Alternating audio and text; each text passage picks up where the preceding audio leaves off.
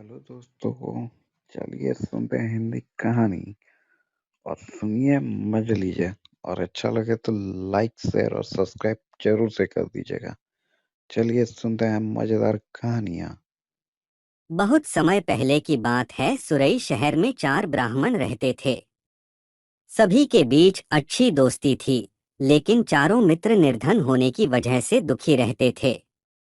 गरीबी की वजह से, सभी लोगों से अपमान सहने की वजह से चारों ब्राह्मण शहर से चले जाते हैं। सभी दोस्त आपस में बात करने लगे कि पैसे न होने की वजह से उनके अपनों ने उन्हें छोड़ दिया, घर में ही बेगाने हो जाते हैं। इस बात पर चर्चा करते हुए उन सबने दूसरे राज्य जाने और वहां भी बात न बनने पर विदेश जाने का फैसला लिया। यह निर्णय लेने के बाद सभी यात्रा पर निकल पड़े। चलते चलते उन्हें बहुत प्यास लगने लगी, तो वो पास ही क्षिप्रा नदी में जाकर पानी पीने लगे। पानी पीने के बाद सभी नदी में नहाए और आगे की ओर निकल पड़े। कुछ दूर चलने पर उन्हें एक जटाधारी योगी दिखा। ब्राह्मणों को यूं यात्रा करते हुए देखकर योगी ने उन्हें अपने आश्रम आकर थोड़ी देर आराम करने और कुछ खाने का न्योता दिया।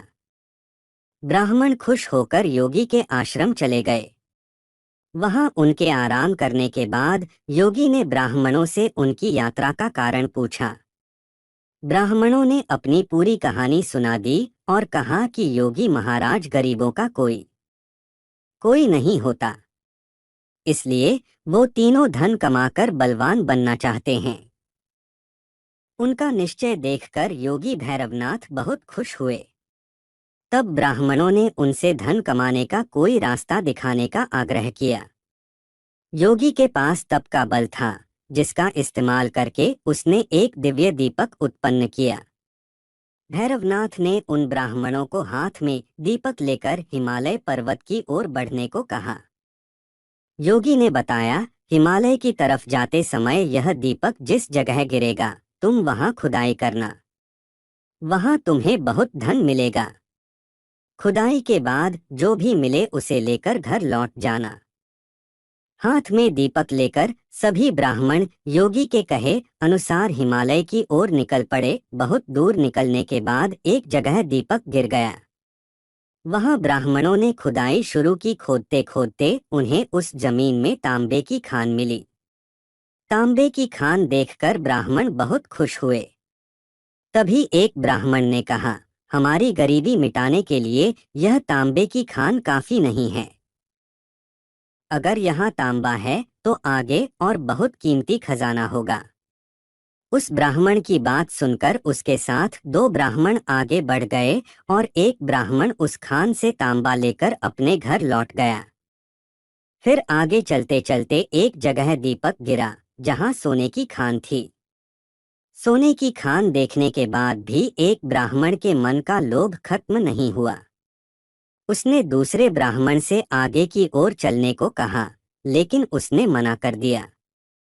गुस्से में लोभी ब्राह्मण ने कहा, पहले तांबे की खान मिली, फिर चांदी की और अब सोने की।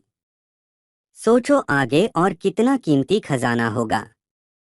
उस लोभी ब्राह्मण की बात को अनसुना करते हुए उस ब्राह्मण ने सोने की खान को निकाला और कहा, तुम्हें आगे जाना है तो जाओ, लेकिन मेरे लिए यह काफी है। इतना कहकर वो सोना लेकर घर चला गया।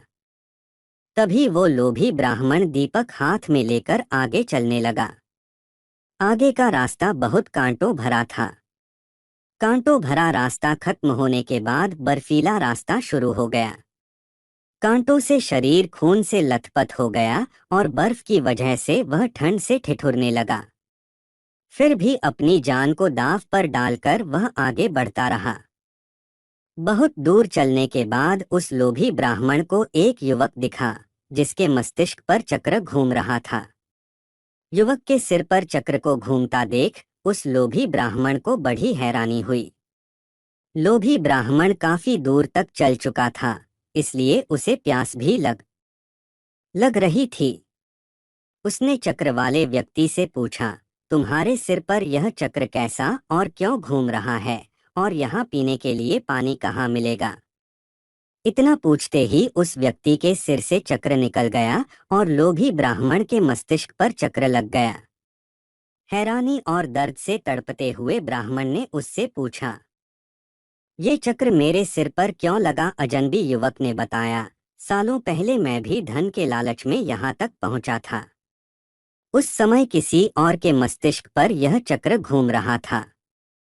तुम्हारी तरह ही मैंने भी उनसे सब सवाल किया, तो मेरे सिर पर यह चक्र लग गया। तब उस ब्राह्मण ने पूछा कि अब मुझे कब इससे मुक्ति मिलेगी? इस पर युवक ने कहा, जब तुम्हारी तरह कोई धन के लालच में यहाँ तक पहुँचेगा और चक्र को लेकर सवाल करेगा, तब यह चक्र तुम्हारे सिर से निकलकर उसके मस्तिष्क पर लग जाएगा। फिर ब्राह्मण ने कहा कि ऐसा होने में कितना समय लग सकता है? इस सवाल का जवाब देते हुए युवक ने कहा, मैं राजा राम के काल से यहाँ हूँ, लेकिन मुझे पता नहीं कि अभी कौन सा युग चल रहा है। तुम इसी से अंदाजा लगा सकते हो कि कितना समय लग सकता है। इतना बताकर वो युवक वहां से चला गया और ब्राह्मण मन ही मन बहुत दुख हुआ और चक्र के घूमने से हो रहे दर्द से उसके आंसू निकलने लगे। कहानी से सीख, लालच हमेशा व्यक्ति को कष्ट और मुश्किल में डाल देता है। इसलिए हमें जितना मिलता है उसी में संतोष करना चाहिए और हर अवस्था में रहते हुए खुशी खुशी जीवन जीना चाहिए। कहानी कैसे लगी मेरे दोस्तों? अच्छी लगी तो लाइक, शेयर और सब्सक्राइब ज़रूर से कर ले, ताकि आपके लिए ऐसे मज़ेदार कहानियाँ ला सके और आपको सुना सके। तो सब्सक्राइब ज़रूर से कर ले। चलाए मिलते हैं कल फिर और एक मज़ेदार कहानी के साथ दोस्तों।